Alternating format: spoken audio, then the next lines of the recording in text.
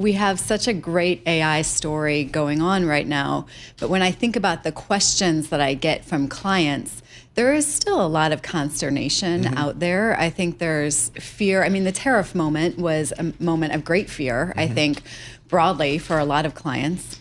And then there's still a lot of enthusiasm around alternatives like gold and crypto, and people concerned about the U.S. future. So I think people are in financially, but mentally and emotionally, there's still some hesitation and reservation there.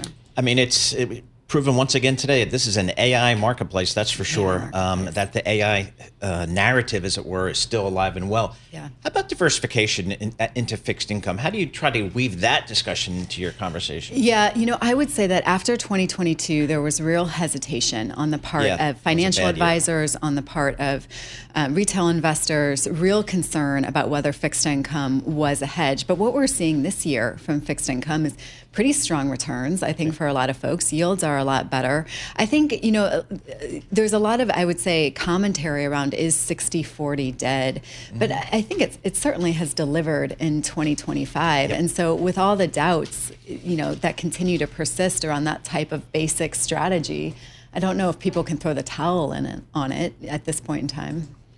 What's the discussion you guys have with your clients about rebalancing? In terms of you've got some real big winners, let's take a little money off the table. And he asked this question just to upset me. Tom.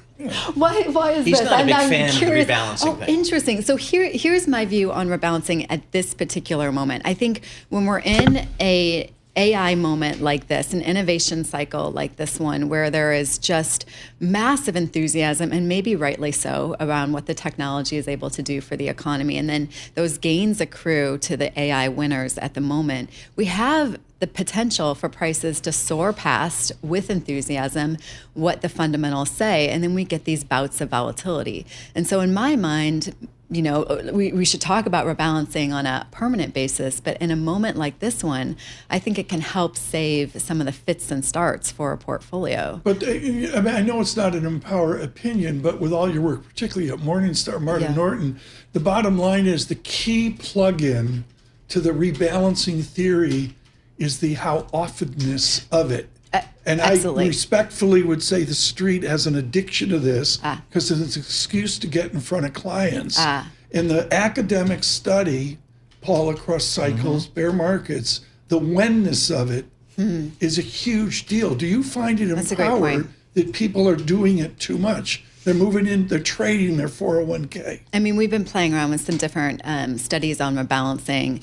And if you're taking a look at like a monthly rebalance scheme and you look at what that would generate, if you're just tracking the S&P 500, you could see a turnover of less than 10% on a monthly basis, but that generates overall turnover about 100% on an annual basis. And Lisa's that can really kids are doing that on the couch over at Robinhood.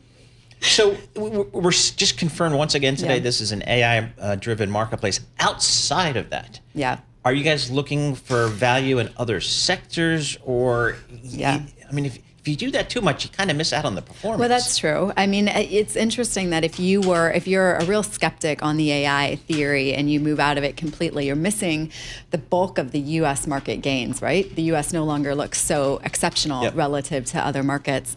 I think one thing that I listened to Jeffrey Gundlach's podcast on Odd Lots recently, and one of the things he said is, the market is expensive everywhere.